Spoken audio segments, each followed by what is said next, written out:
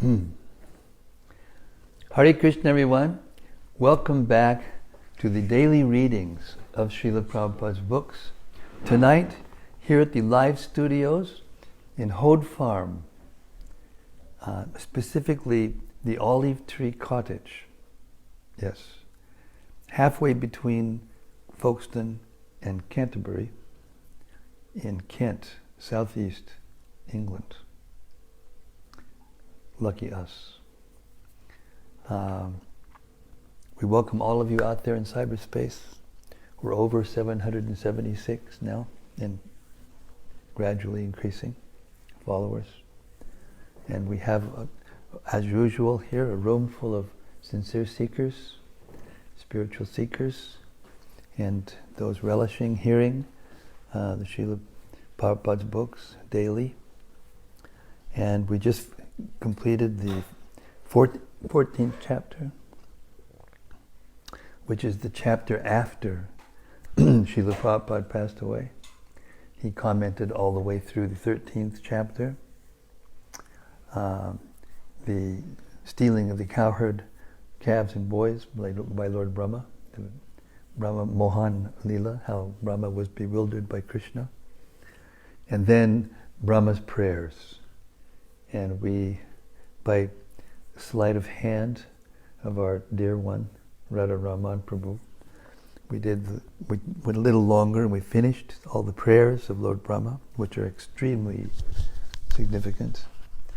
And then when everyone left and just before I took rest, I made a mistake of just wanting to catch up on what was happening with the Parliament and the Brexit thing, and the latest thing that the Supreme Court had unanimously decided that the Prime Minister was illegal.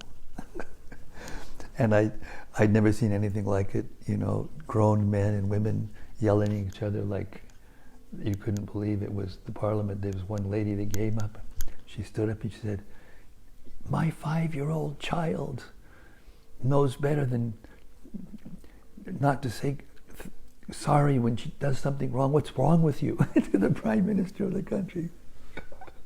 So anyway, it was entertaining, and I preach a lot, and I need to know what's going on. So it wasn't bad in that sense, but just before you go to bed, that's not the kind of thing you want to watch. So I went to lay down, and all these things are in my mind, and I started to pray to Krishna. I said, this was a big mistake. But luckily, we just finished Lord Brahma's prayers really deeply. And so I was able to lay there and pray to Krishna and to Prabhupada, say, okay, I'll never do this again. I need some deep sleep. Normally I don't get more than an hour deep sleep, 15 minutes, sometimes none, because of my active nature, subtly. And I prayed and prayed till I went to sleep. And I usually get up a lot because I'm an old man and all that stuff. And I went to sleep. I prayed and prayed, and that went out. All those things went out. And I didn't hear any prayers of Brahma or anything, but the effect was there. And I got 4 hours and some odd minute, 40-some minutes of deep sleep. No, 3 hours and 40 minutes. Never happened before. So for every reason, on every level, we should absorb our minds as much as possible in reading Srila Prabhupada's books, direct, meaning one verse and one purport after another, after another, after another, at least for an hour a day. And everyone can do it. Once you get regulated, and what you start doing and get regulated, anyone can do it, and the same effect will be there for anyone and everyone. Your whole life will be uplifted, and you'll be made happy on levels that we cannot even imagine. So that's my introduction to reading Srimad-Bhagavatam.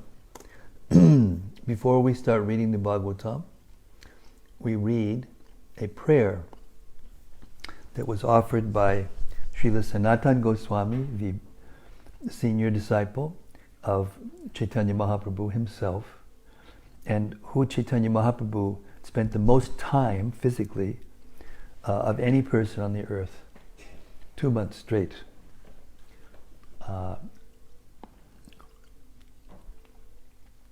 And then he empowered Sanatan, along with Rupa Goswami, to write transcendental literatures and to excavate the pastimes places of Vrindavan. And he empowered him to remember, first of all, what he wrote. And he empowered him to research the scriptures and document everything that Lord Chaitanya said, because he only wrote 8 verses. He uplifted the whole world, but himself, he only wrote the Shikshastakam, 8 verses, which contains everything in a sutric form. But so this Srimad-Bhagavatam Mahima Stotram is done in a very simple Sanskrit, vocative Sanskrit. It's offering prayers to the Bhagavatam and explaining what he feels about the Bhagavatam. And it's the 107th obeisance out of 108 obeisances that he intended to offer to the Vrindavan Leela of Krishna, which means the Bhagavatam, 10th canto of the Bhagavatam. So it comes from the Sri Krishna Leela Stava, a book that Sanatana Goswami wrote after he wrote the Brihad Bhagavatamrita, which was the major work, one of his major works. And he did that not long after he was instructed by Lord Chaitanya and empowered by Lord Chaitanya to do this. So we say it every day in Sanskrit. The Sanskrit is very purifying, empowering. And then we will get to reading the Bhagavatam. Srimad-Bhagavatam Mahima Stotram by Srila Sanatana Goswami. And it goes like this. Sarva Shastrabdi Piyusha Sarva Vedaika Satpala Sarva Siddhanta Ratnaja Sarva Lokaika Drikprada. O nectar from the ocean of all scriptures, singular fruit of all the Vedas, rich mine of the precious gems of all conclusive truths, you are the only giver of sight to all the worlds. Sarva Bhagavata Prana Srimad Bhagavata Prabhu Kalidwandudita Ditya Sri Krishna Parivartita. O life air of all the Supreme Lord's devotees, O Master Srimad Bhagavatam, you are the sun risen in the darkness of Kali. You are the exact image of Sri Krishna. Paramananda Pataya Prema Varshakshadayate Sarvada Sarvasevyaya Sri Krishnaya Namostume. I bow down to you, who are supremely blissful to read. Note, your every syllable pours down a flood of prema. You can always be served by everyone, because just hearing it is serving it. You are Sri Krishna himself. Just as the holy name of Krishna is Krishna, so the Srimad Bhagavatam is Krishna. It's the literary incarnation of God. Marikabando matsangin madgudo man mahadana man nisdada man bhagya mad ananda namostute. My only friend, my constant companion, my spiritual master, my great wealth, my savior, my good fortune, my source of ecstasy, I bow down to you. Asadu saduta dayin atini chotata kada hanamun chagadachin mam premna rit kantayospura. O bestower of saintliness to the unsaintly, O exalter of the most fallen, no excuses. Please never leave me. Always appear in my heart and my voice with pure love. So I petition everyone, if you do this every day, no matter where you are, no matter who you're with, you will do this. Om Namo Bhagavate Vasudevaya. Om Namo Bhagavate Vasudevaya. Om Namo Bhagavate Vasudevaya. Om Namo Bhagavate Vasudevaya. So the Bhagavatam is the Summum Bonum of Vedic literature. And the 10th canto is the Summum Bonum of the Bhagavatam. The pastimes of Krishna. And the pastimes of Krishna in Vrindavan are the Summum Bonum of the Summum Bonum of the Summum Bonum. Or as they say in French, the crème de la crème. Chapter 15. The killing of Dhenuka, the ass demon. This chapter describes how Lord Balarama and Lord Krishna, while tending their cows in the pastures of Vrindavan, killed Dhenukasura, enabled the residents of Vrindavan to eat the fruits of the tall trees, and saved the young cowherds from Kaliya's poison. Revealing their boyhood, Poganda phase of pastimes, Rama and Krishna, this is 5 to 10. Rama and Krishna were 1 or 6 to 10. Rama and Krishna were one day bringing the cows to pasture when they entered an attractive forest decorated with a clear lake. There they began playing forest sports along with their friends. Pretending to tire, Lord Baladev laid his head upon the lap of a cowherd boy and rested as Lord Krishna helped relieve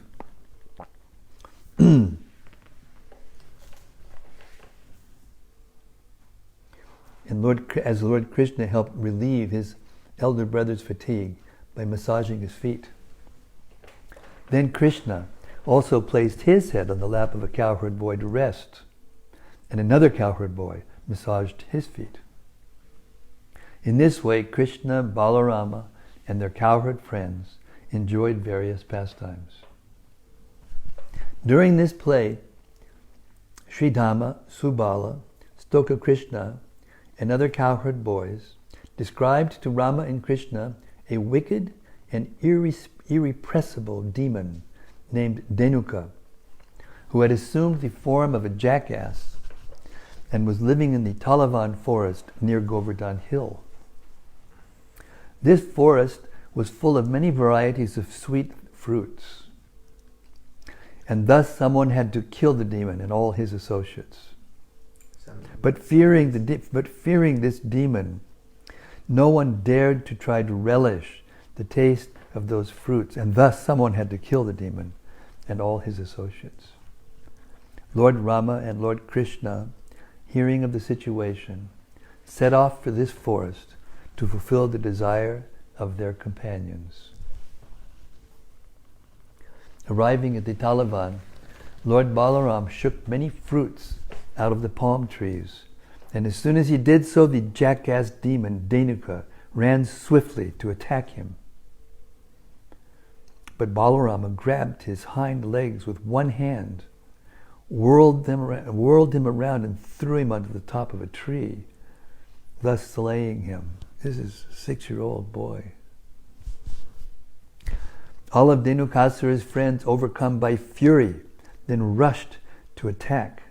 But Rama and Krishna took hold of them one by one, swung them around, and killed them until the disturbance was finally finished. When Krishna and Balarama returned to the cowherd community, Yashoda and Rohini placed them on their respective laps. They kissed their faces, fed them with finely prepared food, and then put them to bed. I mean, how would you like to have that kind of relationship with God?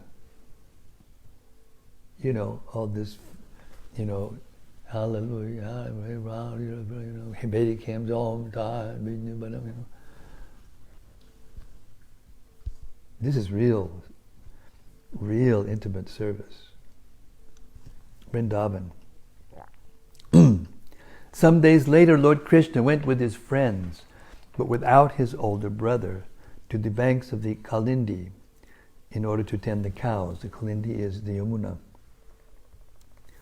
The cows and cowherd boys became very thirsty and drank some water from the Kalindi, but it had been contaminated with poison, and they all fell unconscious on the riverbank. Krishna then brought them back to life by the merciful rain of his glance, and all of them, regaining their consciousness, appreciated his great mercy. Text 1. Shukadeva Goswami said, when Lord Rama and Lord Krishna attained the age of Pauganda, 5 to 10, while living in Vrindavan, the cowherd men allowed them to take up the task of tending the cows. So up to this time they were tending the calves. This is called Gopastami, when Krishna starts herding the cows. Engaging thus in the company of their friends, the two boys rendered the land of Vrindavan most auspicious by imprinting upon it the marks of their lotus feet. Purport. Lord Krishna wanted to encourage his cowherd boyfriends who had been swallowed by Aghasura and then stolen by Lord Brahma. Therefore the Lord decided to bring them into the palm tree forest called Talavan, where there were many delicious ripe fruits. Since Lord Krishna's spiritual body had apparently grown slightly in age and strength, the senior men of Vrindavan, headed by Nanda Maharaj, decided to promote Krishna from the task of herding calves to the status of a regular cowherd boy. He would now take care of the full-grown cows, bulls, and oxen. Out of great affection, Nanda Maharaj had previously considered Krishna too small and immature to take care of full-grown calves. Notice, from the crib, he killed Putama demon by taking the milk and the poison and her life air out of her breast. He can handle himself. Can't become God. You can't do any austerities to become God. He can do everything right from the get-go. Just pretending to be a little baby boy. Out of affection, Nanda Maharaj had previously considered Krishna too small and immature to take care of the full-grown cows and bulls. So you see, out of affection, pure affection, even though Nanda Maharaj is seeing him do all these superhuman things as a little boy, thinks he's too immature to take care of cows. This is Vrindavan Leela, and it makes it so sweet. The awe and reverence and opulence of Vaikuntha and Dwarka, and they're not there. But full opulence is fully there. But it's covered by the sweetness of the pure devotion of the Brajbasis for Krishna. It is stated in the Kartika Mahatmya section of the Padma Purana, Shuklashtami Kartike tu Smrita Gopastami Buddhahi Tad Dinad Vasudevo Bud Gopak Purvam Tubatsapaha.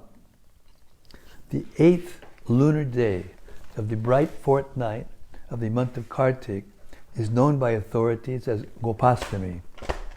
From that day, Lord Vasudeva served as a cowherd, whereas previously he attended the calves.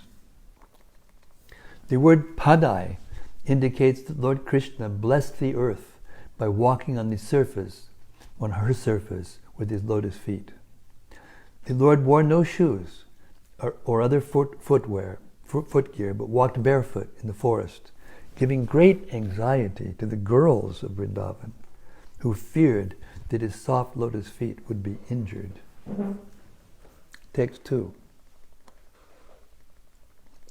Thus desiring to enjoy pastimes, Lord Madhava, sounding his flute, surrounded by cowherd boys who were chanting his glories, and accompanied by Lord Baladev, kept the cows before him and entered the Vrindavan forest, which was full of flowers and rich with nourishment for the animals.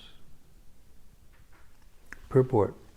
Srila Sanatana Goswami has explained the various meanings of the word Madhava as follows. Madhava normally indicates Krishna to be the Lord who is the consort of the goddess of fortune, Lakshmi. This name also implies that Lord Krishna descended in the dynasty of Madhu. Since the spring season is also known as Madhava, it is understood that as soon as Lord Krishna entered the Vrindavan forest, it automatically exhibited all the opulences of spring, becoming filled with flowers, breezes, and a celestial atmosphere. Another reason Lord Krishna is known as Madhava is that he enjoys his pastimes in Madhu, the taste of conjugal love. Lord Krishna would loudly sound his flute as he entered the forest of Vrindavan, thus giving inconceivable bliss to all the residents of his hometown, Brajadam. These simple pastimes of playfully entering the forest, playing on the flute, and so forth, were performed daily in the spiritual land of Vrindavan. Sanatana Goswami, in the Brihad Bhagavatamrita, describes a typical morning. This happens every morning. Krishna goes out with the cowherd boys, and Mother Yashoda and Nanda Maharaj, and even some of the younger gopis who can't stand to be separated, they follow Krishna and the cowherd boys. And their love for him is like a rope that holds him back, so he can't just go. Mother Yashoda's there, and he's saying, "Ma, it's time to go and take care of the cows," especially this one's the first day. And she says, anyway, and then she checks him out, how mothers do. They check out to make sure everything is okay, and all the amulets are in the right place. And, hanky is there. That's just a joke. And he has all the things that he needs. And then he says, all right. And then she starts back. And then she turns around, and she brings a little sweet or something. Take this, you're going to be tired, you're going to be, must be tired already. He got ready this morning, then he feeds by his fire. This is pure maternal love. Krishna's just standing there and letting her do her motherly thing. And then she turns back again. She comes back again with something else. And this happens again and again and again. And Krishna's saying, "Ma, I've got to go." And all the cowherd boys are ready to go. And cows are wondering what's going on. And Nanda Maharaj is there also. And, then finally he turns to his father and he says, "Okay, you have things to do during the day to prepare when I come back, because every time Krishna comes back is a festival. Every time, every day. There's a constant festival going on in Vrindavan. No one gets tired like we do after Janmashtami. No material bodies." And anyway, finally, she and the gopis are standing there like statues watching Krishna, and he just, it's like he's, shot from a slingshot. They go running out, jumping and playing their flutes and horns, and it's like a tumultuous thing, and the cows are joyfully romping. This is what it's like. These simple pastimes of playfully entering the forest, playing on the flute and so forth, were performed daily in the spiritual land of Vrindavan. Text 3. The Supreme Personality of Godhead looked over that forest, which resounded with the charming sounds of bees, animals, and birds, and which was enhanced by a lake whose clear water resembled the mines of great souls, and by a breeze carrying the fragrance of 100-petaled lotuses. Seeing all this, Lord Krishna decided to enjoy the auspicious atmosphere. Purport. Lord Krishna saw that the Vrindavan forest was giving pleasure to all 5 senses. The bees, birds, and animals made charming sounds that brought sweet pleasure to the ears. The wind was faithfully rendering service to the Lord by blowing throughout the forest. carrying the cool moisture of a transparent lake, and thus giving pleasure to the sense of touch. By the sweetness of the wind, even the sense of taste was being stimulated, and the fragrance of lotus flowers was bringing pleasure to the nostrils. And the entire forest was endowed with heavenly beauty, which was giving spiritual bliss to the eyes.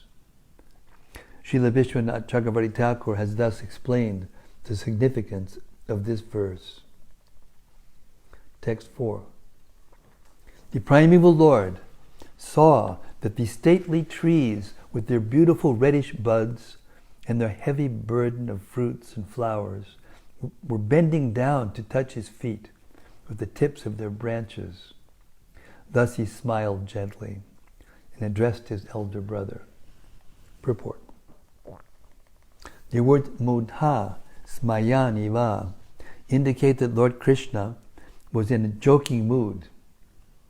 He knew that the trees were actually bowing down to worship him, but in the following verse, the Lord, speaking in a friendly, light-hearted mood, gives the credit to his brother, Balaram.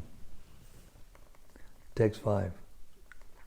The Supreme Personality of Godhead said, "O greatest of lords, just see how these trees are bowing their heads at your lotus feet, which are worshipable by the immortal demigods. The trees are offering you their fruits and flowers to eradicate the dark ignorance that has caused their birth as trees." Purport. The trees of Vrindavan were thinking that because of past offenses, they had now taken birth as trees, and being immovable, could not accompany Lord Krishna in his wanderings throughout the Vrindavan area. In fact, all the creatures of Vrindavan, including the trees and cows, were great souls who could personally associate with the Supreme Personality of Godhead. But because of ecstatic sentiments of separation, the trees considered themselves in ignorance and thus tried to purify themselves by bowing down at the lotus feet of Krishna and Balaram. Lord Krishna, understanding their mentality, simultaneously glanced at them with affection and praised their devotional service before his older brother, Balaram. Text 6.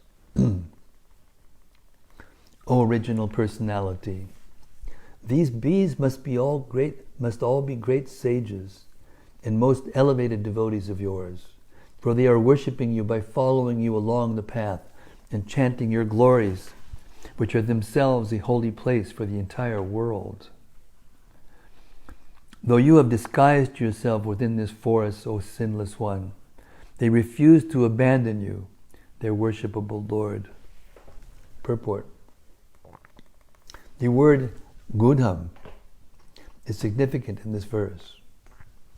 It indicates that although the Supreme Personality of Godhead, in his form of Krishna or Balaram, appears like an ordinary human being within the material world, great sages always recognize the Lord as the supreme, absolute truth. All the transcendental forms of Godhead are eternal and full of bliss and knowledge, exactly the opposite of our material bodies, which are temporary and full of misery and ignorance. One meaning of the word tirtha is the means for crossing beyond material existence. Simply by hearing the glories of the Supreme Lord, or by chanting them, one immediately comes to the spiritual platform. Shall I repeat that? You wouldn't mind if I said it again? It's okay? Yes, please. Simply by hearing the glories of the Supreme Lord, or by chanting them, one immediately comes to the spiritual platform.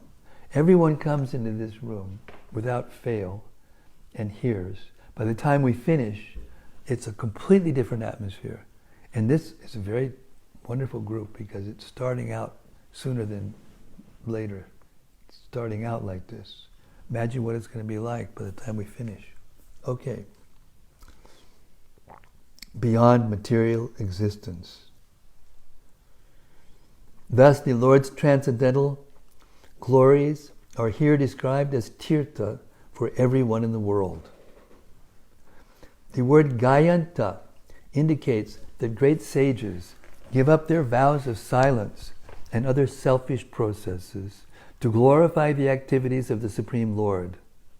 Real silence means to not speak nonsense, to limit one's verbal activities to those sounds, statements, and discussions relevant to the loving service of the Supreme Lord. The word anaga indicates that the Supreme Lord never performs sinful or offensive activities. The word also indicates that the Lord immediately excuses a sin or offense committed by a sincere loving devotee who may accidentally deviate from the Lord's service. In the specific context of this verse, the word anaga indicates that Lord Balarama was not disturbed by the bees who were constantly following him, anupatam. The Lord blessed them by saying, "O bees, come into my confidential grove and feel free to taste its fragrance." 7. O worshipable one, these peacocks are dancing before you out of joy. These doe are pleasing you with affectionate glances, just as the gopis do. And these cuckoos are honoring you with Vedic prayers. All these residents of the forest are most fortunate, and their behavior toward you certainly befits great souls receiving another great soul at home. Text 8. The earth has now become most fortunate, because you have touched her grass and bushes with your feet, and her trees and creepers with your fingernails, and because you have graced her rivers, mountains, birds, and animals with your merciful glances. But above all, you have embraced the young cowherd women between your two arms, a favor hankered after by the goddess of fortune herself. Purport. The word adya, now, indicates the time of Lord Balarama and Lord Krishna's appearance on the earth. In his form of Varaha, Lord Krishna personally saved the earth, and indeed, the earth is understood to rest perpetually on the potency of Shesha. Both Varaha and Shesha are expansions of Balarama, who is himself an expansion of Lord Krishna, the original personality of Godhead. Lord Krishna's statement that this earth has now become most fortunate, Danyeyam Adya Dharani, indicates that nothing can equal the blessings of the Supreme Personality of Godhead in his personal form as Krishna, appearing simultaneously with his plenary expansion, Balarama. The compound word, Karajab Bing Srita, touched by your fingernails, indicates that as Krishna and Balarama would move through the forest, they would pick fruits and flowers from the trees, bushes and creepers, and use this paraphernalia in their pleasure pastimes. Sometimes they would break leaves off the plants and use them with the flowers to decorate their bodies. Krishna and Balarama would glance lovingly and mercifully at all the rivers, hills, and creatures in Vrindavan. But the blessing received by the gopis, being embraced directly between the Lord's arms, was the supreme benediction, desired even by the goddess of fortune herself. The goddess of fortune, who lives in Vaikuntha on the chest of Lord Narayana, once desired to be embraced on the chest of Sri Krishna, and thus she performed severe austerities to achieve this blessing. Sri Krishna informed her that her actual place was in Vaikuntha, and it was not possible for her to dwell upon his chest in Vrindavan. Therefore she begged Krishna to allow her to remain on his chest in the form of a golden line, and he granted her this benediction. Srila Vishwanath Chakravarti Thakur recounts this incident from the Puranas. Text 9. Shukadev Goswami said, thus expressing his satisfaction with the beautiful forest of Vrindavan and its inhabitants, Lord Krishna enjoyed tending the cows and other animals with his friends on the banks of the river Yamuna below Govardhan Hill. Text 10 to 12. Sometimes the honeybees in Vrindavan became so mad with ecstasy that they closed their eyes and began to sing. Lord Krishna, moving along the forest path with his cowherd boyfriends and Baladev, would then respond to the bees by imitating their singing while his friends sang about his pastimes. Sometimes Lord Krishna would imitate the chattering of a parrot. Sometimes with a sweet voice, the call of the cuckoo, and sometimes the cries of the swans. Sometimes he vigorously imitated the dancing of a peacock, making his cowherd boyfriends laugh. Sometimes with a voice as deep as the rumbling of clouds, he would call out with great affection the names of the animals who had wandered far from the herd, thus enchanting the cows, the cowherd boys. He also carried a japamala of crystal, and he would chant the cows' names on them. Purport. Srila Sanatana Goswami explains that Lord Krishna would joke with his friends, saying, just look, this peacock does not know how to dance properly. Whereupon the Lord would vigorously imitate the peacock's dancing, causing great laughter among his friends. The bees in Vrindavan would drink the sap of the lotus forest flowers, and the combination of this nectar and the association of Sri Krishna made them mad with intoxication. Thus they closed their eyes in ecstasy and expressed their satisfaction by humming. And this humming was also expertly imitated by the Lord.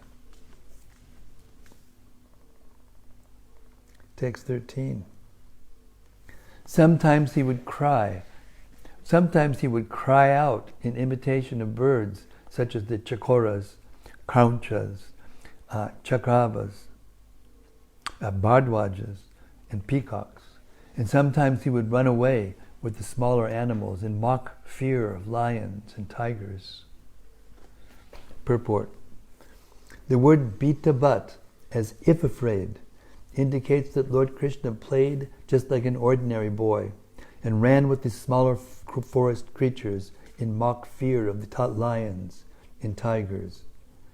Actually, in Vrindavan, the abode of the Lord, the lions and tigers are not violent, and thus there is no reason to fear them. 14. When his elder brother, fatigued from playing, would lie down with his head upon the lap of a cowherd boy, Lord Krishna would help him relax by personally massaging his feet and offering other services. Purport. The word pada, sangvahanadibi, indicates that Lord Krishna would massage Balarama's feet, fan him, and bring him river water to drink. Text 15. Sometimes, as the cowherd boys danced, sang, moved about, and playfully fought with each other, Krishna and Balarama, standing nearby hand in hand, would glorify their friends' activities and laugh. 16. Sometimes Lord Krishna grew tired from fighting and lay down at the base of a tree, resting upon a bed made of soft twigs and buds, and using the lap of the cowherd friend as his pillow. Purport. The word palava, talpeshu, implies that Lord Krishna expanded himself into many forms and lay down upon the many beds of twigs, leaves, and flowers hastily constructed by his enthusiastic cowherd friends. 17. Some of the cowherd boys, who were all great souls, would then massage his lotus feet, and others, qualified by being free of all sin, would expertly fan the Supreme Lord. Purport. The word Samabijayan indicates that the cowherd boys fanned the Lord very carefully and expertly, creating gentle and cooling breezes. 18. My dear king, other boys would sing enchanting songs appropriate to the occasion, and their hearts would melt out of love for the Lord. 19. In this way, the Supreme Lord, whose soft lotus feet are personally attended by the goddess of fortune, concealed his transcendental opulences by his internal potency and acted like the son of a cowherd. Yet even while enjoying like a village boy in the company of other village residents, he often exhibited feats only God could perform. Text 20. Once, some of the cowherd boys, Sri Dhamma, the very close friend of Rama, and Krishna, along with Subal, Stoka Krishna, and others, lovingly spoke the following words. Purport. The word premna, with love, indicates that the request of the cowherd boys are about to place before Lord Krishna and Lord Balarama is motivated by love, not personal desire. The cowherd boys were eager for Krishna and Balarama to exhibit their pastimes of killing demons and to enjoy the delicious fruits of the tall forest, and therefore they made the following request. 21. The cowherd boys said, O Rama, Rama, mighty armed one, O Krishna, destroyer of the miscreants, not far from here is a very great forest filled with rows of palm trees. Purport. As stated in the Sri Varaha Purana, Asti Govardhanam Nama Chetram Paramadurbalam Nurlabam Mathura Paschime Bhage Adurat Yojana Dvayam. Not far from the western side of Mathura, at a distance of 2 yojanas, 16 miles, is the holy place named Govardhan, which is most difficult to attain. It is also stated in the Varaha Purana, Astitala Vanam Nama Dhenuka Sudarakshitam Mathura Paschime Bhage Adurad Ekayojanam. Not far from the western side of Mathura, 1 yojana away, 8 miles, is the forest known as Talavan, which was guarded by Dhenukasura. Thus it appears that the Talavan forest is located midway between Mathura and Govardhan Hill. The forest of Talavan is described in the Sri Harivangsha as follows. Satu Dejat Samaksnigda Sumahan Krishna Mritakaha Darba Prayak Stuli Bhuto Lostra Pashana Varjitaha. The land there is even, smooth, and very expansive. The earth is black, densely covered with darba grass, and devoid of stones and pebbles. 22. In that Talavan forest, many fruits are falling from the trees, and many are already lying on the ground. But all the fruits are being guarded by the evil Dhenuka. Purport. The demon Dhenuka would not allow anyone to eat the delicious ripe palm fruits of the Talavan. And Krishna's young boyfriends protested this unjust usurpation of the right to enjoy the fruits of a public forest. Well, activists. Text 23. O Rama, O Krishna, Dhenuka is a most powerful demon and has assumed the form of an ass. He is surrounded by many friends who have assumed a similar shape and who are as powerful as he is. 24. The demon Dhenuka has eaten men alive, and therefore all people and animals are terrified of going to the Tala forest. O killer of the enemy, even the birds are afraid to fly there. Purport. The cowherd boyfriends of Lord Krishna and Lord Balarama encouraged the two brothers to go at once to the Tala fruit and kill the ass demon. Indeed, here they addressed the brothers as Amitrahan, killer of the enemy. The cowherd boys were engaged in ecstatic meditation upon the potency of the Supreme Personality of Godhead and reasoned thus: Krishna has already killed terrible demons like Baka and Aga. So what is so special about this obnoxious jackass named Dhenuka, who has become public enemy number 1 in Vrindavan? The cowherd boys wanted Krishna and Balaram to kill the demons so that all the pious inhabitants of Vrindavan could enjoy the fruits and the tall forest. Thus they requested the special favor that the ass demons be killed. 25. In the tall forest are sweet-smelling fruits no one has ever tasted. Indeed, even now we can smell the fragrance of the tall fruits spreading all about. Purport. According to Srila Sridhar Swami, the sweet fragrance of the tall fruits was carried by an easterly wind, which is conducive to rain in the Vrindavan area.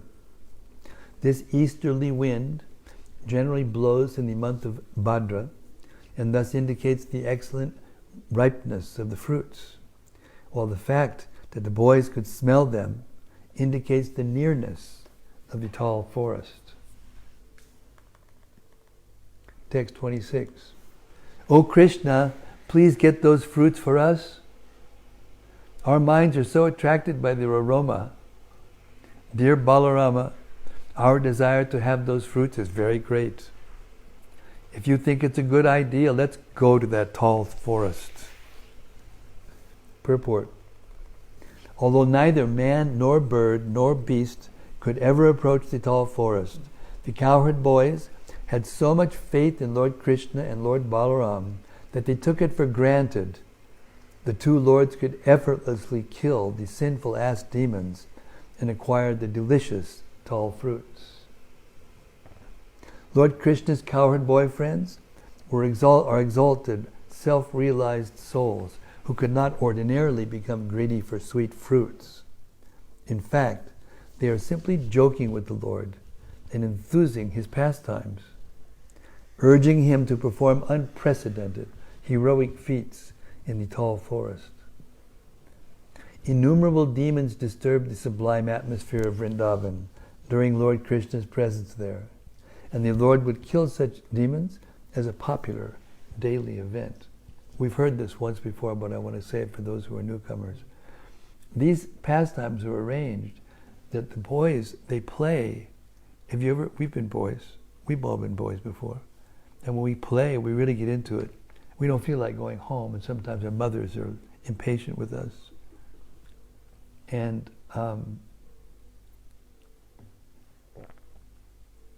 so the pastimes were arranged. Sometimes Mother Yashoda has to come personally and get them to come home for lunch. But when they're far out in the forest, she packs them lunches, and all the mothers pack lunches for their sons, and they carry these packed lunches, and they always also have fruits and things in the forest, roots and things. So because they get so absorbed in the playing, they forget to have lunch. So a demon comes, and Krishna's forced to stop the play, kill the demon, and then the boys say, "We're so hungry, let's take lunch." "Oh, all right."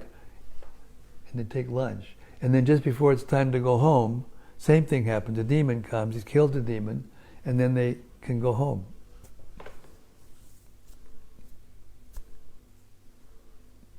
Since Lord Krishna had already killed many demons, on this particular day, he decided to give first honors to Lord Balarama, who would demolish the first demon, Dhenuka. By the words Yadi Rochate, the cowherd boys indicate that Lord Krishna and Lord Balarama need not kill the demons simply to satisfy them. Rather, they should do so only if the lords themselves found the concept appealing. 27.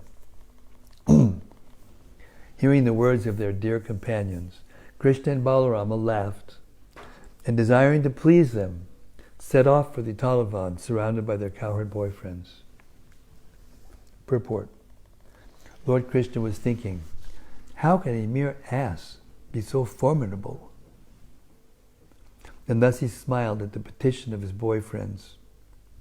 As stated by Lord Kapila in the Srimad-Bhagavatam 3:28-32, Hasam Harer Avanata Tikaloka Tibra Shokashrisagara Visho Nanum Atyad Udaram.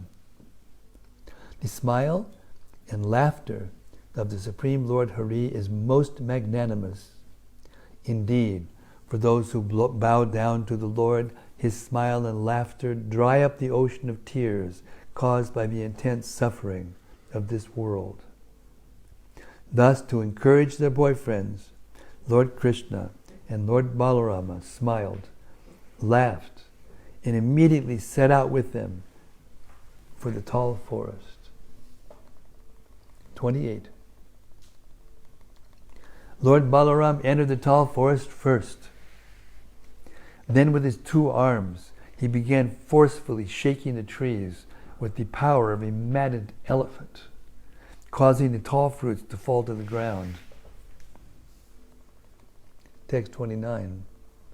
Hearing the sound of the falling fruits, the ass demon Dhenuka ran forward to attack, making the earth and trees tremble. 30. The powerful demon rushed up to Lord Baladeva and sharply struck the Lord's chest with the hooves of his hind legs. Then Dhenuka began to run about, braying loudly. Text 31. Have you ever heard a herd of jackasses bray at the same time? Oh God, it's hilarious. Almost fearful, but hilarious. Moving again toward Lord Balarama, O king, the furious ass situated himself with his back toward the Lord. Then, screaming in rage, the demon hurled his two hind legs at him. Purport. The word upakroshta indicates an ass and also one who was crying out nearby.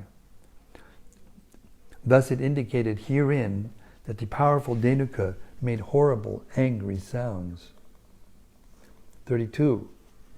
Lord Balaram seized Dhenuka by his hooves, whirled him about with one hand, and threw him into the top of a palm tree.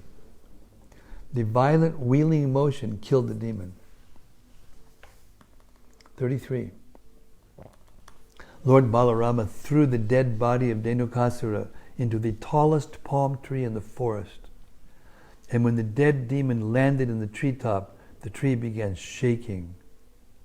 The great palm tree, causing a tree by its side also to shake, broke under the weight of the demon.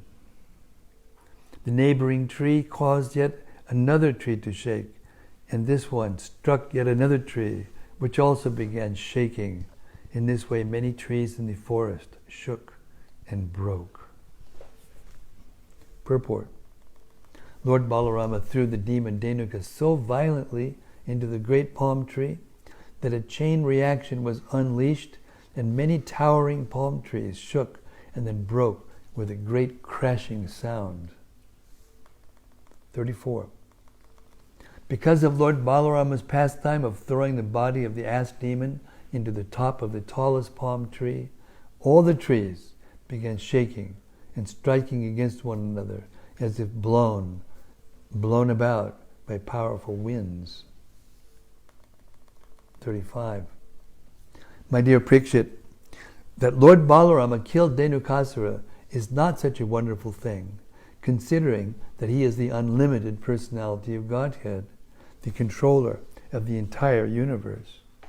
Indeed, the entire cosmos rests upon him just like a woven cloth rests upon its own horizontal and vertical threads. Otam protam. Purport. Unfortunate persons cannot appreciate the blissful pastimes of the Supreme Lord. In this connection, Srila Jiva Goswami explains that the Supreme Lord possesses unlimited potency and strength, as expressed here by the word anante. The Lord exhibits a tiny fraction of his power according to the need of a particular situation. Lord Balarama desired to vanquish the gang of demoniac asses who had unlawfully seized the Talavan forest, and therefore he exhibited just enough divine opulence to easily kill Dhenukasura and the other demons. 36. The other ass demons close to Dhenukasura were enraged upon seeing his death, and thus they all immediately ran to attack Krishna and Balarama. Purport. Srila Sanatana Goswami makes the following comment on this verse. It is here stated that the ass demon first attacked Krishna and then Balaram, Krishnam Charamam Cha. One reason for this is that the demons, having seen the prowess of Lord Balaram, thought it wise to attack Krishna first. Or it may be that out of affection for his elder brother, Lord Krishna placed himself between Balaram and the ass demons. The words Krishnam Charamam Cha may also be understood to indicate that Lord Balarama, out of affection for his younger brother, went to Lord Krishna's side. Text 37. O king, as the demons attacked, Krishna and Balarama easily seized them one after another by their hind legs and threw them all into the tops of the palm trees. 38.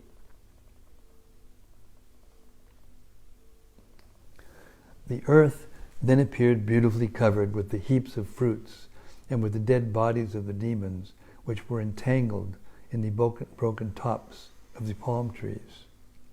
Indeed, the earth shone like the sky decorated with clouds. Purport. According to Srila Vishwanath Chakravarti Thakur, the bodies of the demons were dark, like dark blue clouds, and the large quantity of blood that had flowed from their bodies appeared like bright red clouds. Thus the whole scene was very beautiful. The Supreme Personality of Godhead in his various forms, such as Rama and Krishna, is always transcendental.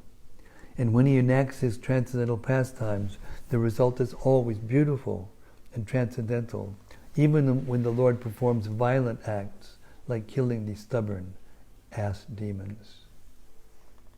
Text 39. Hearing of this magnificent feat of the two brothers, the demigods and other elevated living beings rained down flowers and offered music and prayers in glorification. Purport.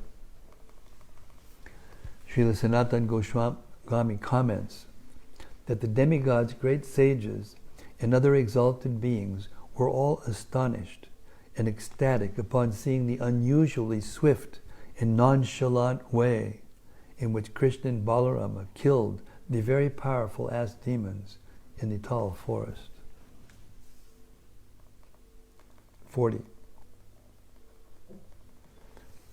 People now felt free to return to the forest where Dhenuka had been killed, and without fear they ate the fruits of the palm trees. Also, the cows could now graze freely upon the grass there. Purport.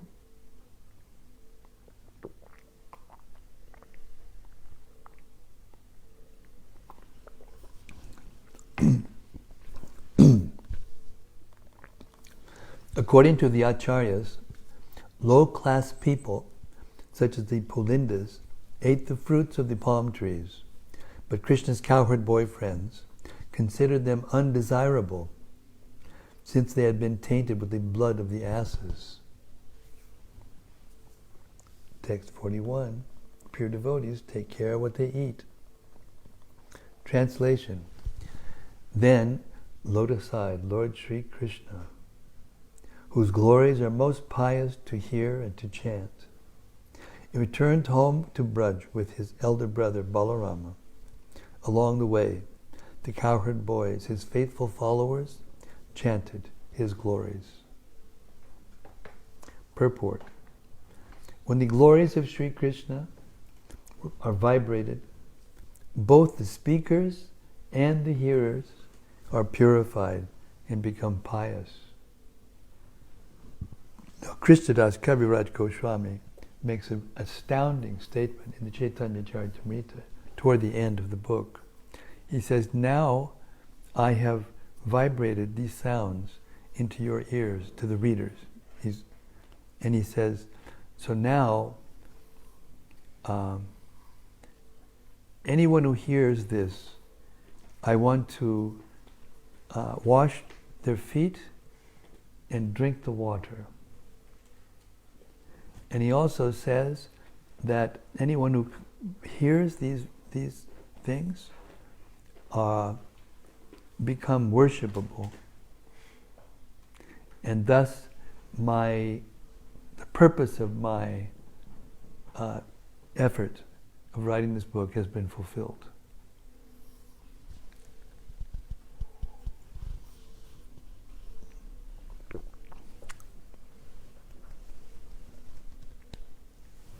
Yes.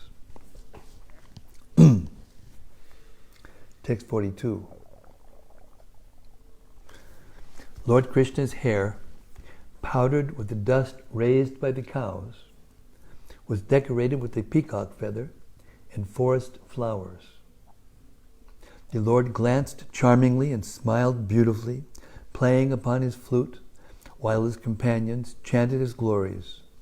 The gopis, all together, came forward to meet him, their eyes very eager to see him. Purport. Superficially, the gopis were young married girls, and therefore they would naturally be ashamed and fearful of casting loving glances at a beautiful young boy like Sri Krishna. But Sri Krishna is the Supreme Personality of Godhead, and all living beings are his eternal servants. Thus the gopis, although the most pure-hearted of all great souls, did not hesitate to come forward and satisfy their love-struck eyes by drinking in the sight of beautiful young Krishna. The gopis also relished the sweet sound of his flute and the enchanting fragrance of his body. 43. With their bee-like eyes, the women of Vrindavan drank the honey of the beautiful face of Lord Mukunda, and thus they gave up the distress they had felt during the day because of separation from him. The young Vrindavan ladies cast sidelong glances at the Lord, glances filled with bashfulness, laughter, and submission. And Sri Krishna, completely accepting these glances as a proper offering of respect, entered the cowherd village. Purport. In Krishna, the Supreme Personality of Godhead, Srila Prabhupada describes this incident as follows. All the gopis in Vrindavan remained very morose on account of Krishna's absence.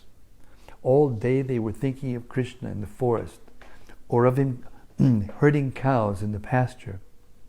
When they saw Krishna returning, all their anxieties were immediately relieved, and they began to look at his face, the way drones hover over the honey of the lotus flower. When Lord Krishna entered the village, the young gopis smiled and laughed. Krishna, while playing the flute, enjoyed the beautiful smiling faces of the gopis.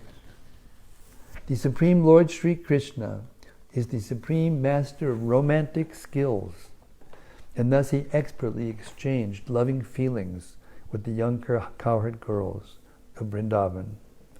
When a chaste young girl is in love, she glances at her beloved with shyness, jubilation, and submission. When the beloved accepts her offering of love by receiving her glance and is thus satisfied with her, the loving young girl's heart becomes filled with happiness. These were exactly the romantic exchanges taking place between beautiful young Krishna and the loving cowherd girls of Vrindavan. Text 44. Mother Yashoda and Mother Rohini, acting most affectionately toward their two sons, offered all the best things to them in response to their every desire and at the various appropriate times. Purport. The word Paramashisha indicates the attractive blessings of a loving mother, which include wonderful food, beautiful clothes, jewelry, toys, and constant affection. The words yata kamam, yata kalam indicate that although Yashoda and Rohini satisfied all the desires of their sons, Krishna and Balaram, they also properly regulated the boys' activities. In other words, they prepared wonderful food for their children, but they saw to it that the boys ate at the proper time. Similarly, their children would play at the proper time and sleep at the proper time. Similarly, their children would play at the proper time and sleep at the proper time. The word yata kamam does not indicate that the mothers indiscriminately allowed the boys to do whatever they liked, but in the proper, civilized way, they showered their blessings upon their children. Srila Sanatana Goswami comments that the mothers loved their sons so much that as they embraced, Srila Sanatana Goswami comments that the mothers loved their sons so much that as they embraced them, they would carefully check all their limbs to see if they were healthy and strong.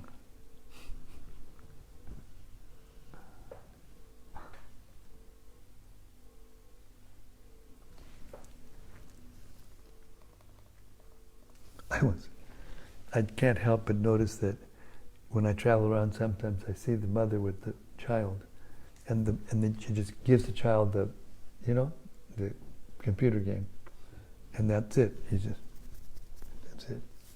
There's no, just so she can do what she wants. It's gone, gone, gone. Civilized behavior, long gone. Text 45. By being bathed and massaged, the two young lords were relieved of the weariness caused by walking on the country roads. Then they were dressed in attractive robes and decorated with transcendental garlands and fragrances. After dining sumptuously on the delicious food given them by their mothers and being pampered in various ways, the two brothers lay down upon their excellent beds and happily went to sleep in the village of Braja. 47. O King, the Supreme Lord Krishna thus wandered about the Vrindavan area, performing his pastimes. Once, surrounded by his boyfriends, he went without Balaram to the Yamuna River, and we're stopped there for tonight. Hare Krishna. Hour of Krishna Katha. Lovely, huh? 4 more verses with no purport. He's tricking me again. See, this is what he did last night. He did okay. 48. I'm so susceptible to his trickery. Me too. But it was good last night because I really got that sleep I needed after that horrific. Anyway, we'll talk about that. Translation. At that time, the cows and cowherd boys were feeling acute distress from the glaring summer sun. Afflicted by thirst, they drank the water of the Yamuna River, but it had been contaminated with poison. 49 and 50. As soon as they touched the poison water, all the cows and boys lost their consciousness by the divine power of the Lord and fell lifeless at the water's edge. O hero of the Kurus, seeing them in such a condition, Lord Krishna, the master of all masters of mystic potency, felt compassion for these devotees who had no Lord other than him. Thus, he immediately brought them back to life by showering his nectarian glance upon them. 51. Regaining their full consciousness, the cows and boys stood up out of the water and began to look at one another in great astonishment. 52. O king, the cowherd boys then considered that although they had drunk poison and in fact had died, simply by the merciful glance of Govinda, they had regained their lives and stood up by their own strength. Thus end the purports.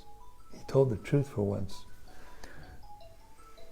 Thus end the purports of the humble servants of His Divine Grace, A.C. Bhaktivedanta Swami Prabhupada, to the 10th canto, 15th chapter of Srimad-Bhagavatam, entitled The Killing of Dhenuka, the Ass Demon.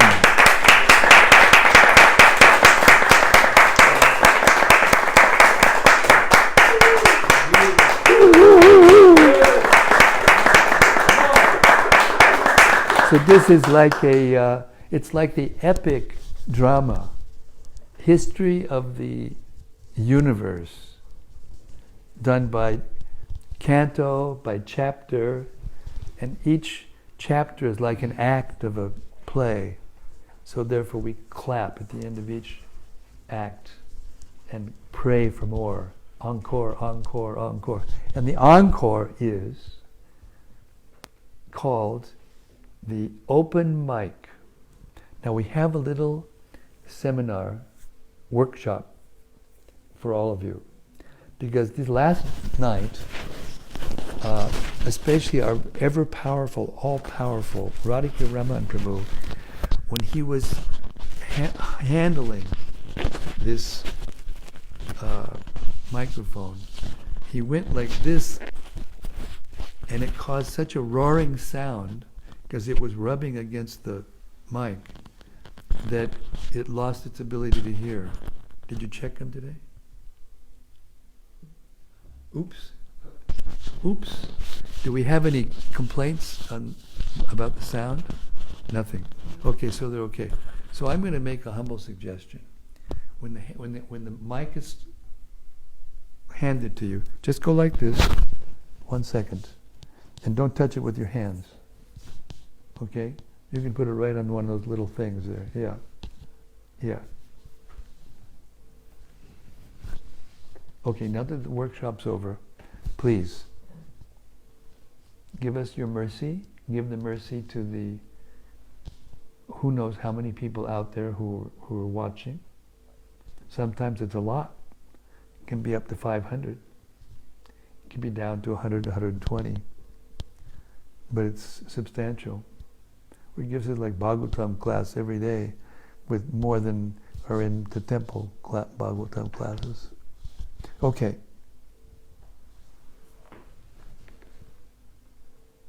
The ball is in your court, everyone.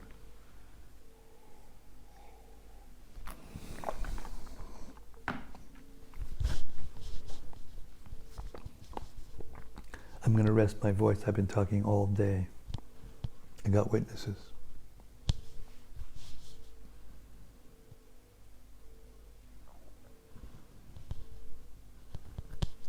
Everyone's stunned, in ecstatic silence there. So satisfied they don't know what to do. Okay, you were the one that opened your mouth and you got me to read the last 4 verses, so you've got to start it out. Okay, Start it out. Here's the thing. And clip it right here, right here. I'll do it for me, I think it's better than it wrong.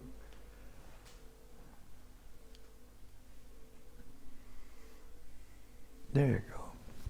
You look just like a telecaster, a broadcaster. Well, I had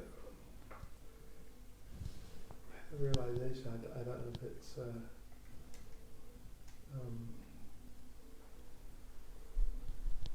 Anything that comes from your heart is good. okay. So the realization is that I was also here today, and so I can witness what you just said, Maharaj, that you've been speaking all day. And at the beginning of the reading, because we had been here all day, then I was feeling tired. It was a similar thing yesterday, but then the more we read, you actually get lifted beyond that, and then so the power of hearing Krishna Katha, it reminds me of the Bhagavad Gita chapter 9 text 3 purport, where Prabhupada basically saying that the way to emerge in the neophyte platform, the third class platform, is more hearing of the Gita, more hearing of the Bhagavatam. So I was thinking... Is that the second or third? End of the second or third chapter? I have 9th chapter? Text 3. Text 3. Ashadadanam Purusha, Dharmasyasya Pradantapa, Aprapimam Nibartente, Mrityu Sangsaravartmani. Yeah, those who aren't faithful. Yes. Yeah. If you don't hear with faith, then you can't become free from birth and death. Mm. So, I was thinking that actually it's absolutely true what Prabhupada says, that the more we hear the Bhagavatam, then the better it is. Yeah. And I remember Shiva Anand saying in a podcast that if 16 rounds in an hour a day isn't doing it for you, then jump 20 rounds and read 2 hours. But it's actually a fact. Yes. I can verify this because I'm not the healthiest person in the world. I've never been one of those perfect attendance kids in school. From that day on, I was one that played hooky more or less, and played like I had a fever. I'd take the thermometer and go like this, you know, and mother would come look at it, oh my God, okay, you can stay back today. I'd say, I think I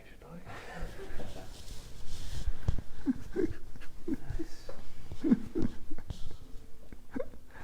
But yeah, just to add a little something to what you just said, Krishnadas Kaviraj Goswami, and I've mentioned this quite a few times, but it's worth hearing again and again.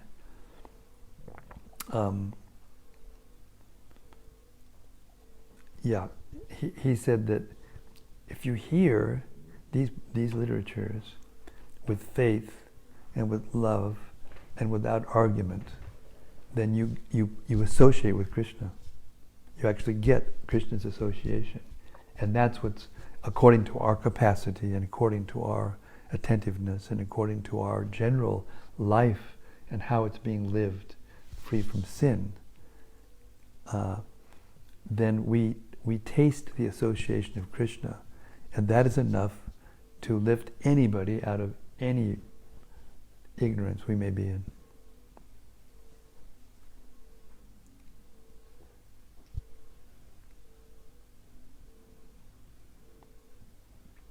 Magic, real, honest to goodness magic. And when Parikshit Maharaj was hearing for 7 days and 7 nights because he knew he was going to die, you know, what did he do? He didn't go and off and fight another battle and get another this or that, or, you know, he just gave up his royal dress, stopped any other activity, went to the Yamuna bank and just sat in here for 7 straight days and nights.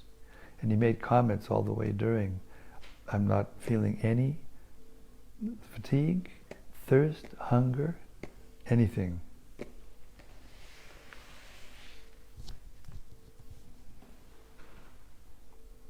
Okay, here comes the...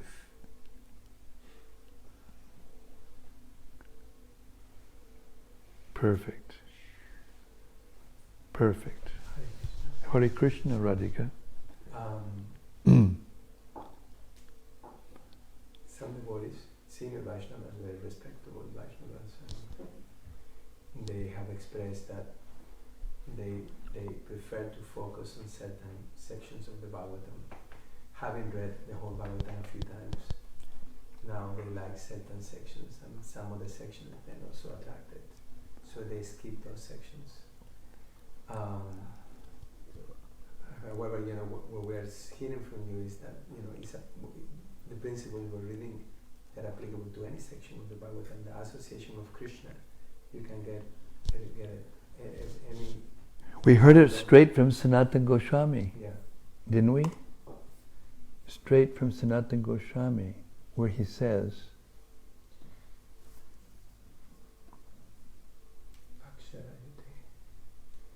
every syllable is filled with prayer.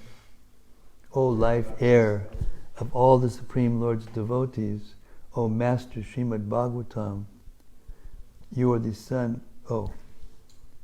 about Paramananda Pataya, Prema Varshaksharayate. Aksharayate means a syllable. Sarvada Sarvasevyaya, Sri Krishnaya Namostume. I bow down to you who are supremely blissful to read. Your every syllable pours down a flood of prema. You can always be served by everyone. You are Sri Krishna himself. So I can say something about this, if you don't mind. There is a stage of spiritual advancement in which a devotee genuinely feels more attached to certain sections of the scriptures than others, because they're feeling a genuine attachment to that more than the other, because it's an indication of their attachment to Krishna. There is a mark the where we are.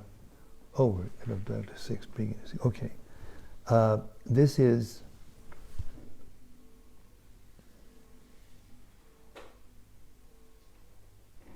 yes.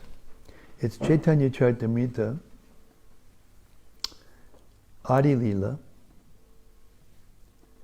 4th chapter, verse 34. I always remember it because it's 434 is the famous Tadvidi Panipatina verse. So go to 34, and there's a statement in the purport, beginning of one paragraph, which says, yes, it's the 4th paragraph, special, natural appreciation of the descriptions of a particular pastime of Godhead indicates the constitutional position of a living entity. So there is a stage of advancement in which that natural, but it has to be special and it has to be natural. And the tendency to want to do that due to a material attachment to certain things, to hear certain things, kinds of things,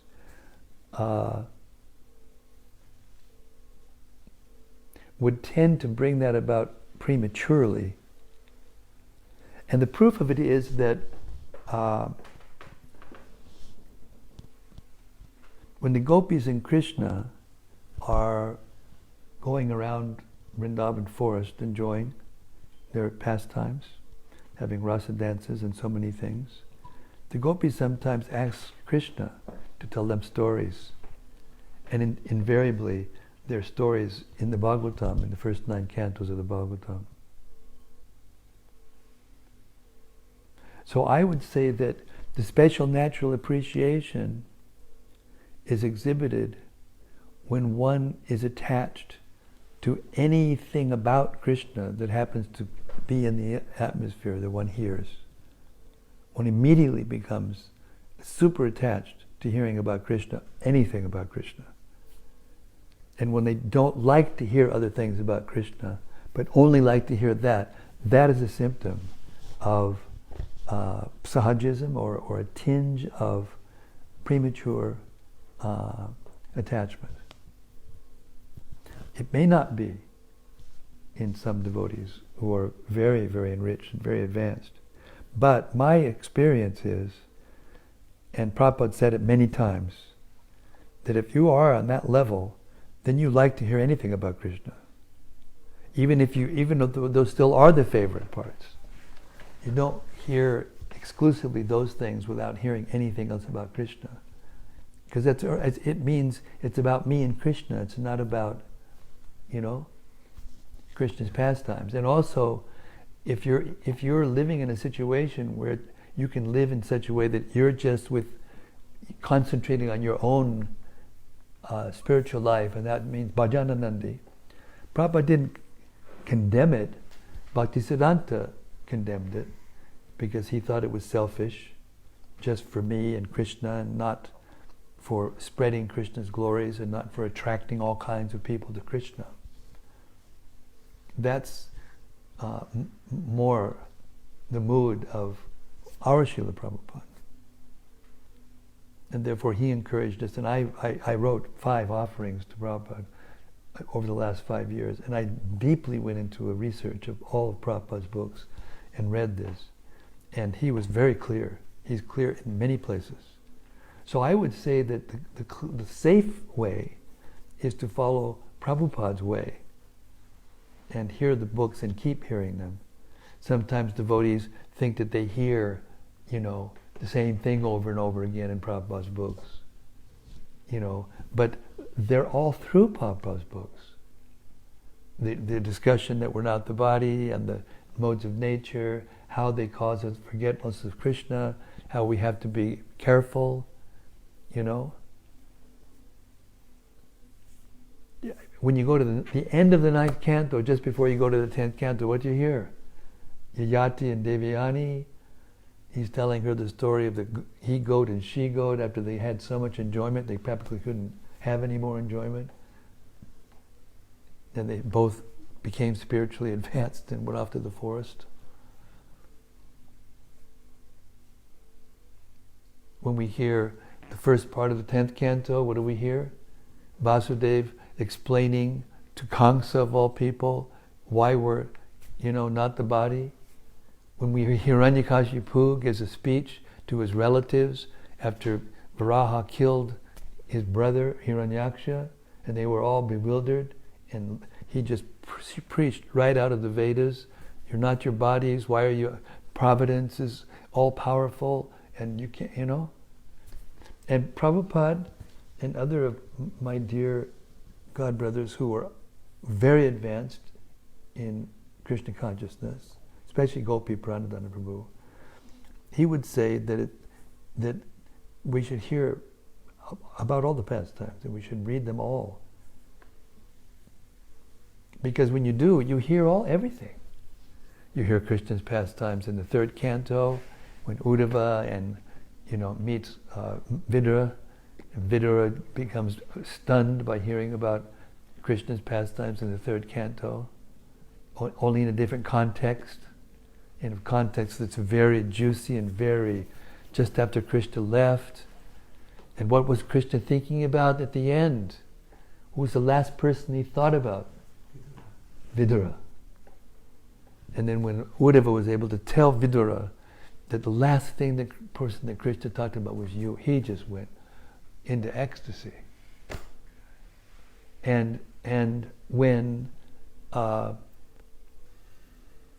Vidura finally went to when Uddhava met Vidura, and Vidura was not, he was traveling when Krishna left, and all the last pastimes happened.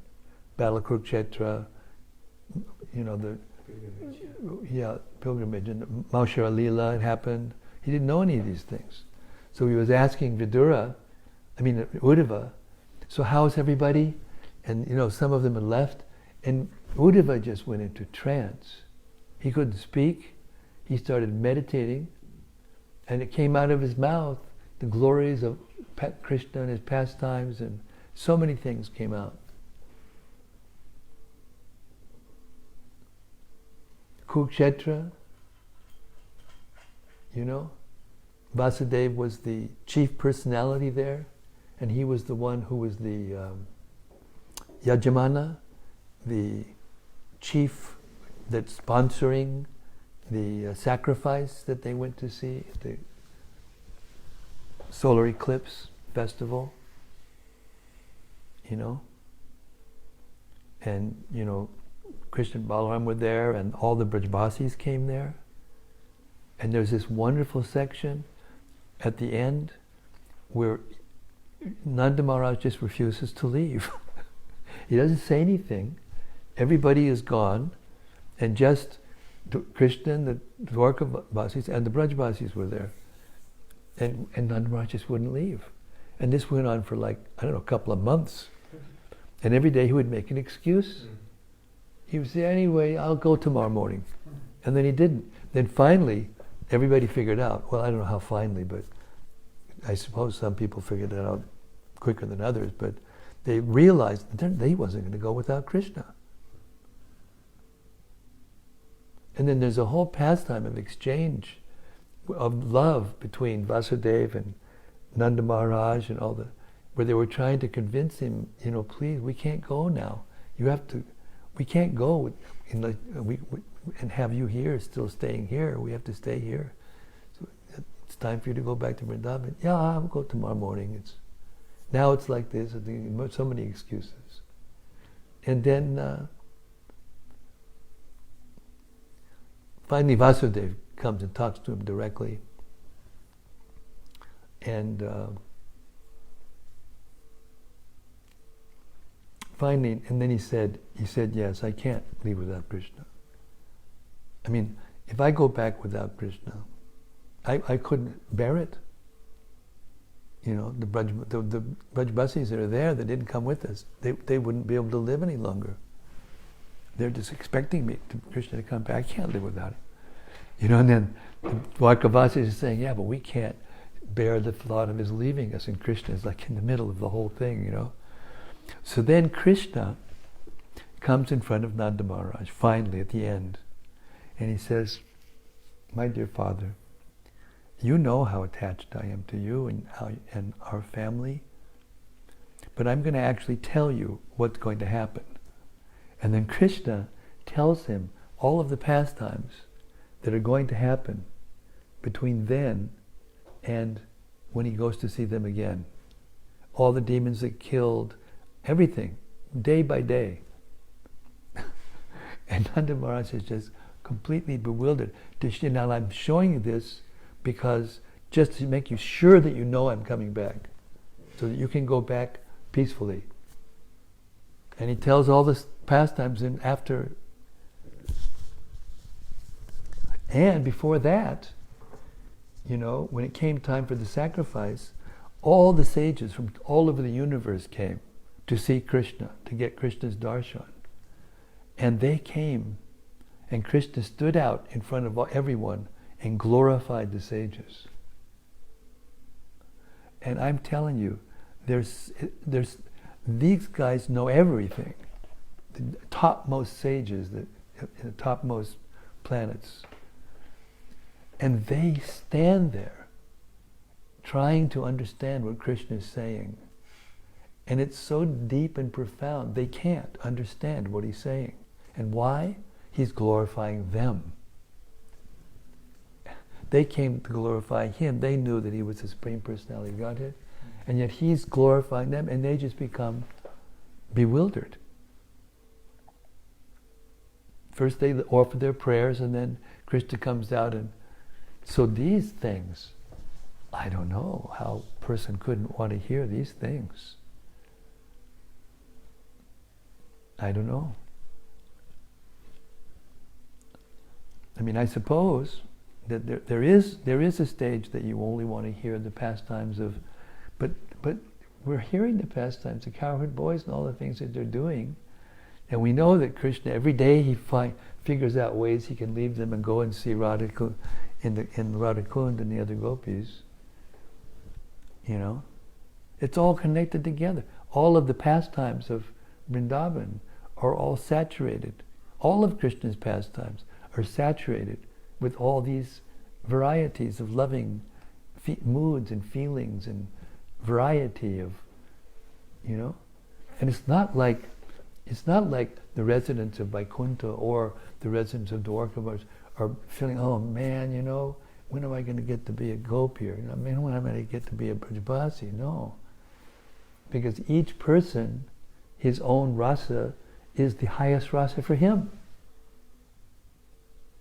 And if we think we're going to become good, this was at the root of the Gopi Bhav Club in Los Angeles in '76, when the Chaitanya Charitamrita came out, and they started, reading the soliloquies of Lord Chaitanya when he was with Ramananda Roy and Swarup Damodar in Puri at the end of his life, And Prabhupada cut it. He cut it. You're not ready for that, he said. Of course, you can say, well, that was 45 years later, and definitely it's right, true. There's a stage. But I would say that from my personal experience and from what Prabhupada has said over and over and over again, that even if you are ready to do that, as an example for the others, as a part of Lord Chaitanya's movement, you keep that to yourself, and do your duty as if you're a neophyte. And when you act as if, and this is Rupa Goswami, coming right from Rupa Goswami, a person who is self-realized should act as a neophyte and internally live there, in that place, as a service to others. Shakta karmana vidvangso yata kurvanti bharata kuryad vidvang tata shaktis chakirshu lokasangraham. Krishna says this in the 3rd canto of the Bhagavad Gita. Those who are attached act in a certain way, and those who are not attached sometimes act in the same way to set an example for others. Chakirshu lokasangraham. So I think the more advanced devotees we are in this movement of Lord Chaitanya, then we will, and Prabhupada's will he expressed to us so many times, spread this movement. You will learn everything and you will go back to Godhead and you'll take others back to Godhead. Bhagavatam begins with Pivata Bhagavatam Alayam. Yeah. And there is explained that this is the mature fruit. Yes. It comes without, it's just pulp. There is no seed, there is no skin, it's easily swallowable. Dravya Samyutam, Yes. like the baby's pablum. Please relish Srimad-Bhagavatam. Yes.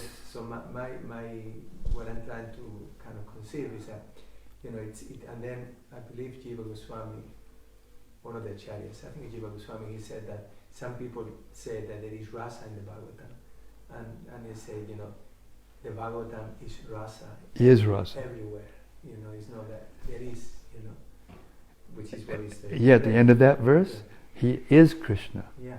The Bhagavatam is Krishna. So you're going to take this, I like this part of Krishna better than this part, but that means you're not understanding that the whole body is Chintamani and Satchidananda. Yet we find certain sections, like the genealogical tables in the 9th canto, sometimes the Vedic cosmology, That's right, that means not advanced. Mm-hmm. If you don't relish that, then you're not advanced. If that's what you mean, that they skip things like that, then they're not hearing the Bhagavatam. Every single name. See, the Bhagavatam is the essence of the history of the universe. And there's 3,500 names. Out of the history of the universe, only 3,500 names of persons who are connected together with all these personalities and great personalities. Each one of their names is holy. And some of them get just the name mentioned. But some of them are the mother and father of some that did something special, and there's a few words mentioned. Some of them have a few verses mentioned. And there's 33 avatars.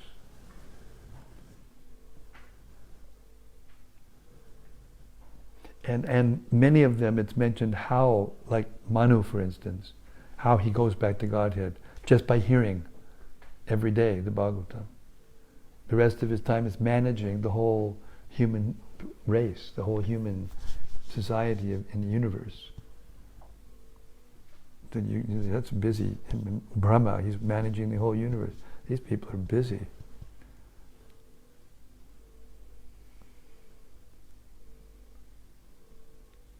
So I think that it's Srila Prabhupada's line, spiritual line, which goes to the place where we can actually awaken our original relationship with Krishna, which is fixed.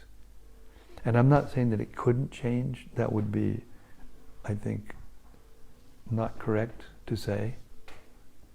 But what you can say, because Krishna said it at the end of the Bhagavatam, directly to Narada. He said, the relationship that each soul has is the best relationship. Even though you can analyze, systematically how the Madhurya rasas has all the other rasas, all the other tastes are there, amalgamated in it. And in that way you can say it's the most intense, intimate. But Prabhupada over and over again repeated that they're different, but not that one is higher than the other. Nobody says that the gopis are higher. What to speak of them? When the gopis talk about themselves and talk about the other residents of Vrindavan, including the clouds and the trees and the rivers and the mountains, and how each one of them is a better, and the deer, and the plants, how they're better devotees than they are. So if you're headed in a direction where you're thinking that you're going to be a gopi and therefore you are higher than everyone else, and there's lots of devotees. I've lived in Govardhan for so many years now, and so many ISKCON devotees have gone to Radhakund prematurely, and they get very haughty, and they look down at ISKCON, who actually brought them Krishna consciousness. They wouldn't even know about Radhakund if it wasn't for the devotees of this movement who go out and preach and sacrifice their lives for Lord Chaitanya and for Prabhupada and our previous acharyas.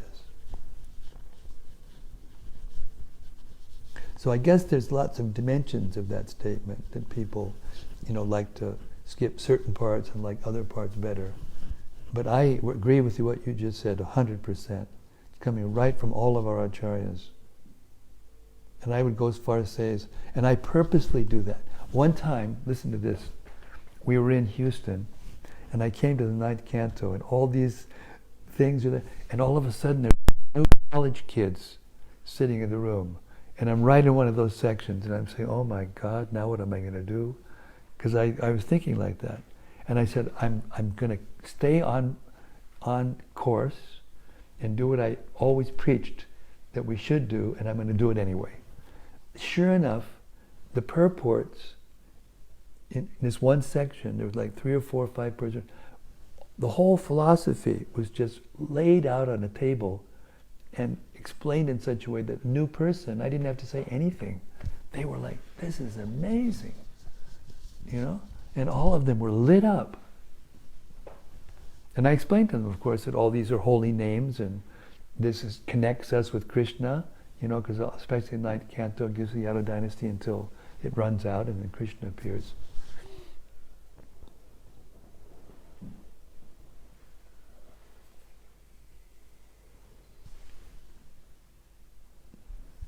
Do we have anything from cyberspace?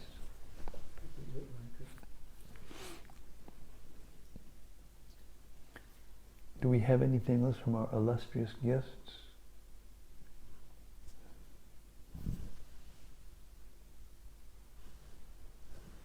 Maharaj, there is one question from Rati Manjari. Rati, she's the Old Faithful. Radhi, we're calling you Old Faithful. You're like the guys who are at Yellowstone that goes off regularly. It's always... Question. Do the cowherd boys get to eat the tall fruits? Well, they didn't eat them because they thought they were contaminated. It doesn't say whether they ate them at the end. But I don't know. They ate some, didn't they? They were eating some. It's just the ones that were covered with blood, wasn't it? Because how we understood it. No, it didn't say. It said that the cowherd boys turned it down because the people came and ate, but the cowherd boys were not attracted to it because it had the blood of the demons on them. Some of them. I somehow remember in Krishna. It may be. Probably a vague memory. It may be. It may be. Maybe. The fruits were like delicious, but I don't know for sure. You can look it up in the Krishna book. Some details are there that are not in the Bhagavatam, and some things you hear in the Bhagavatam that are not in the Krishna book. I don't know.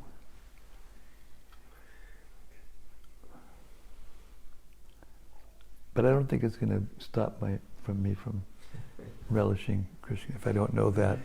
Can't know everything, right? Can't know everything.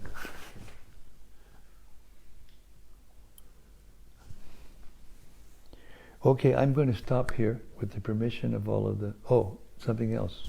I missed half of the question. Oh, is Rati also? It was two. Yeah, it was Rati Manjari. It was two things.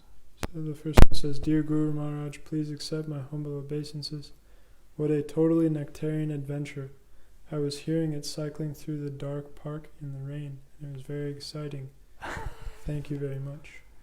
I mean, now there's a person with taste. Rati Manjari, we can all take lessons from her. Cycling in the dark, in the rain, listening to this stream past Krishna, and relishing him like anything. Rati, we're living vicariously just by listening to you, what you do. Hare Krishna. Exemplary.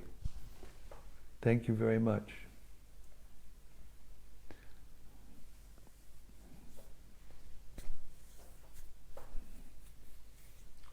That's beautiful. Huh? This looks really beautiful. You're there and Wow. water. Look. How nice. It isn't live because I'm rubbing my head, and I'm not rubbing my head now. Pretty nice. The altar looks very beautiful. Very nice. Thank you.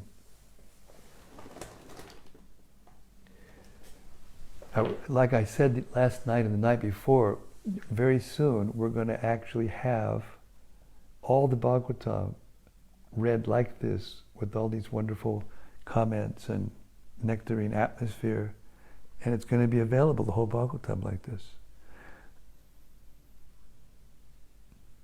Maybe we'll find out if the BBT might want to, produce this, as an official publication.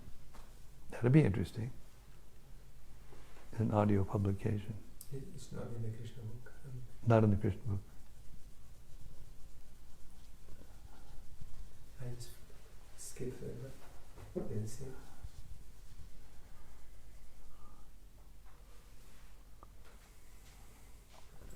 Maybe it's my duty to do that. I'm a BBT editor. Usually I sign a contract in every book that I edit. You sell your soul to the BBT. You got no rights whatsoever. It's fine. Better give ourselves to be owned by the BBT. Srila Prabhupada's BBT. Anyway, the truth is that this hearing and chanting of these books, and these books have been edited, past the first publications, what I read from. I'm even keying in, the latest things that are improving the books and making them closer to what Prabhupada intended and in language that Prabhupada wanted and he asked his editors to do to make the books clearer and more forceful. And I cannot commend Jayadvaita Maharaj or Dravida more than, I just can't say it enough or adequately, how dedicated they have been their whole lives, practically. And then just in, I've said this a couple times lately, even in the broadcast, but there's many of you who haven't been here and may not know it. But just recently, in April, middle of April, not that long ago, Jayadvaita Maharaj caught this mistake in Madhya Lila, chapter 25, verse 43, where there was I'll read it to you and you can see the difference. This is why the books have to continue to be edited. They don't need academic scholars to do it. Oh, it's right here. Which chapter, right? Yeah, it's not. It's 25, Madhya 25, verse 43. I turned right to it. There you go. It's science. Now listen to this carefully. Right? I'm going to read this book as it is in the book, and there's a mistake in it. Put it on your thinking caps. The atheists, headed by the Mayavadi philosophers, do not care for liberation or Krishna's mercy. They simply continue to put forward false arguments and counter theories to atheistic philosophy, not considering or engaging in spiritual matters. Now those of you who have heard that you can answer. What's wrong with it? Want to hear it again? The atheists, headed by the Mayavadi philosophers, do not care for liberation or Krishna's mercy. They simply continue to put forward false arguments and counter theories to atheistic philosophy, and or not considering or engaging in spiritual matters. Counter to atheistic philosophy. You got it. You can be an editor, you're hired. And interestingly enough, it's only one letter. Yeah. 35 years later, Jayadvaita Maharaj caught it, and no one else did. It's supposed to be, the atheists, headed by the Mayavadi philosophers, do not care for liberation or Krishna's mercy. They simply continue to put forward false arguments and counter theories to theistic philosophy, not considering or engaging in spiritual matters. So when you're reading, a person can read it right and not notice that that's wrong.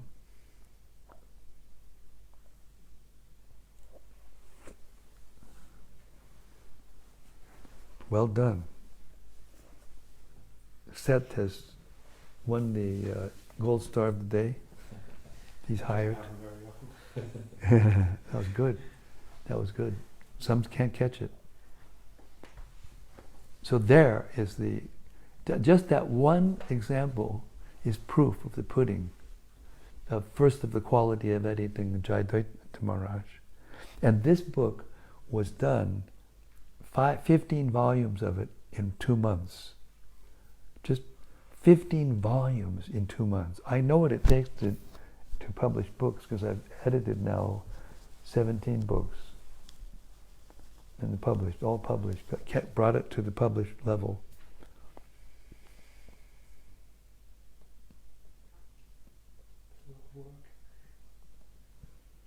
But yeah, sometimes people think that once Prabhupada left, that nothing should be changed, that there's some policy, they say, and posthumous editing, but it's not true. You know the Lord of the Rings? This is it's almost like a scripture to some people. They have cults that learn the language and dress up, and it's like a scripture almost. And there have been changes that were made by the nephew or son of Tolkien. When he had the original manuscript, and he found things that were actually brought back to the way he wanted certain. I don't remember the exact, but it's rock solid that the publishers want the posthumous editing if it brings it back to closer to what the author intended. They don't take it in any way as an anathema or, you know. So the people who are on this binge or crusade, you know, they're not, and they're thinking that we need academic scholars to authorize Prabhupada's books. There's not one sentence spoken or written by Prabhupada that agrees with that. He wanted it to be in good English. He wanted it to be, and he told Pradyumna, Ajayadvaita Maharaj, and Gopiprandam and others that they should make a list of English mistakes and then correct the mistakes in future editions. And Prabhupada, I was with Jayadvaita Maharaj in Vrindavan for the last month before Prabhupada left. I stayed in the same room with him. Prabhupada had every opportunity. He talked about so many things. He had every opportunity to say, okay, now, no changes now that I've left. But he didn't. So he says in writing and in transcribed eyewitness accounts that Jayadvaita Maharaj, he trusted him. He had full confidence in his editing skills. In 1976, during that marathon, Jayadvaita Maharaj brought a stack of proposed changes for the first canto of the Bhagavatam. Because the first edit of the first canto of the Bhagavatam, the first edit of the Gita, the devotees didn't know the philosophy. They didn't know Sanskrit. They couldn't hear Srila Prabhupada's accent, and therefore they made so many mistakes. I mean, just hundreds, thousands. And they all needed to be corrected. And Prabhupada wanted them to be corrected. And not just that kind of mistake. He wanted them to edit for force and clarity. He wrote to Hayagriva. And he wrote another letter to Hayagriva. Listen to this one. Whoops.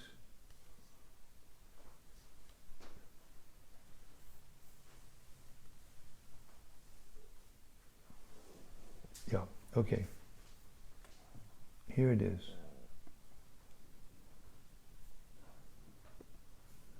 Here's a very interesting letter.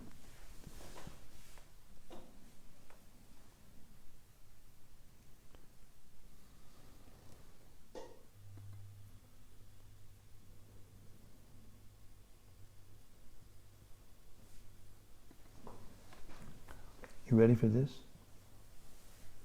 Everybody? Yes.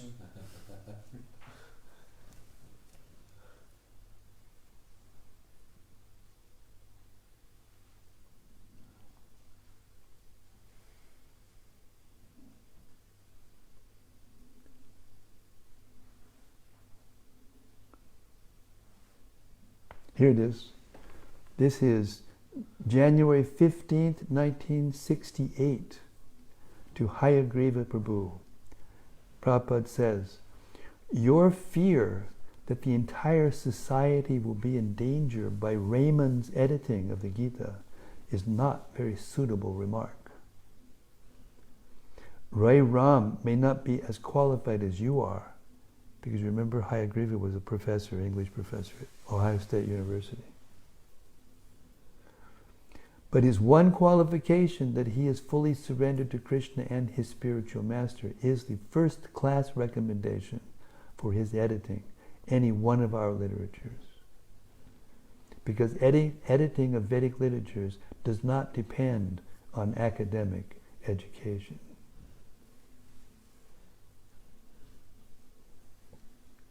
It is clearly stated in the Upanishads that one who has implicit faith in God as well as in the spiritual master, to him only the import of Vedic literature is revealed.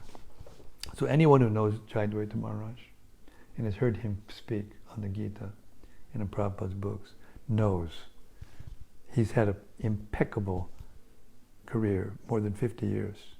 No fall downs, no scandals, nothing. And he speaks straight parampara. One time in that same time when Prabhupada agreed to stay there in LA, when he told them he had to do 15 books, actually the 2 volumes of the 5th canto was there, so it was 17 books altogether. They did the 5th canto and the 15 volumes. The first 2 volumes were published already of the Chaitanya Charitamrita. And so Prabhupada agreed. The devotee said, Prabhupada, we can't do this. We'll do it, but you have to stay here with us for the 2 months. He says, all right, I'll stay. So from time to time, he would come into the BBT offices, and everyone would stand up, and get enthused like anything. And one day, Devamrita Maharaj is the eyewitness account of this. He told me, and he wrote it down, it's already written down. So Prabhupada came in one day, and at that time they were all sitting down, and they sat on chatters and had low desks. These were in the old days when we didn't have to sit in chairs in those days. Now the old of us, we have to sit in chairs. Anyway, he came in, he sat down on Jayadvaita Maharaj's chatter behind his desk, and he just said these words, nothing more. Jayadvaita means parampara. That was it.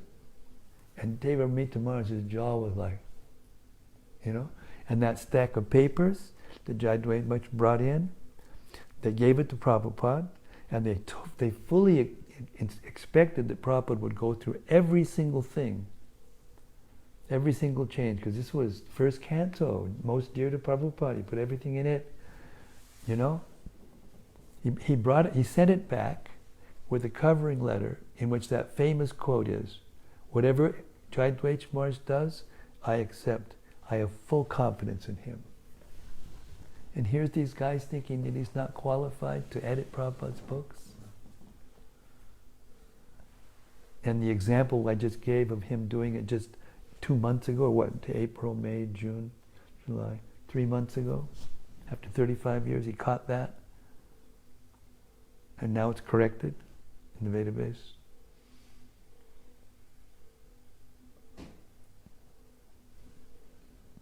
Radhika and I have been in the marathon in Govardhan that Vaisheshika Prabhu and I have been conducting for 17 years. You haven't been there for 17 years, but you've there quite a few times.